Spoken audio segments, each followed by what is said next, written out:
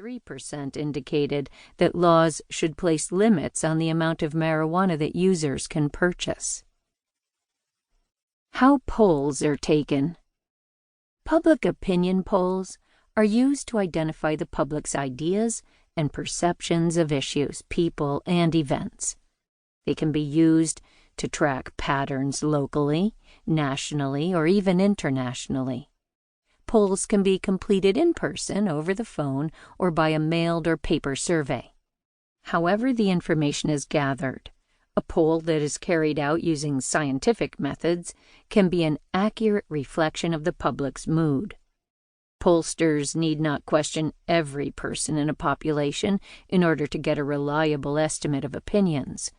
Instead, they can interview only a small group of the entire population, analyze those responses, and generalize to the entire population.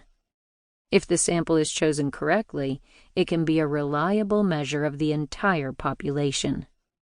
It is imperative that the people questioned comprise a representative sample, meaning that all categories of people are represented in the smaller sample.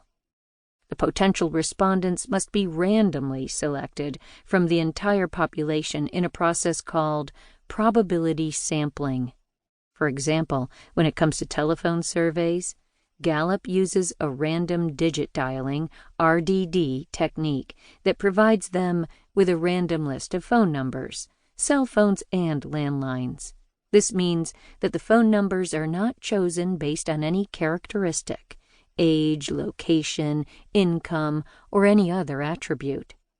The questions that are asked must also be written in such a way that the responses are not biased, allowing the respondents' answers to be a true reflection of their views.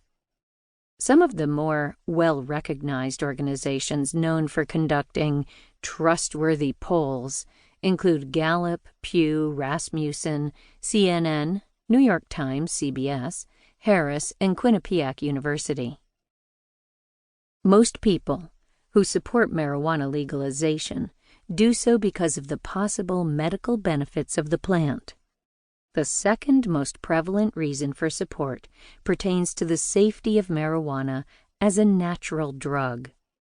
On the other hand, those who oppose marijuana report that they are concerned about the addictive qualities of the drug.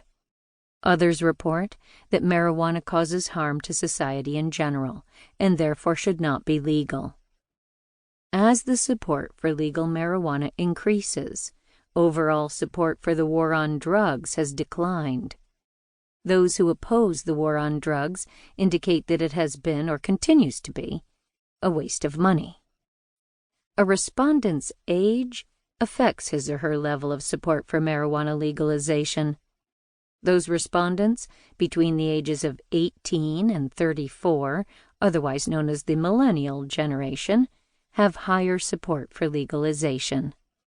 Those who are 55 years and older tend to have the lowest amount of support for legalization.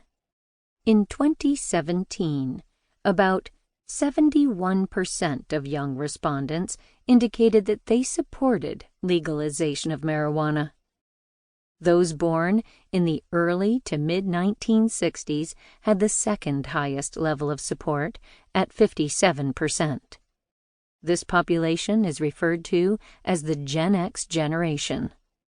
The baby boomers have about the same level of support, around 56%. As expected, older Americans in general have the least amount of support for legalization.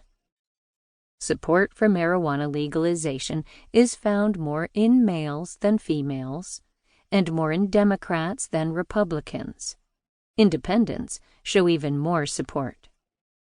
More recent polls have found that the number of people who believe that marijuana can be harmful to users has decreased during the past 25 years.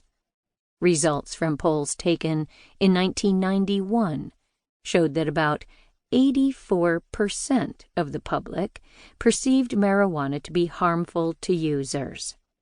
In 2014, that number dropped to about 53.8%. The public support for marijuana was made evident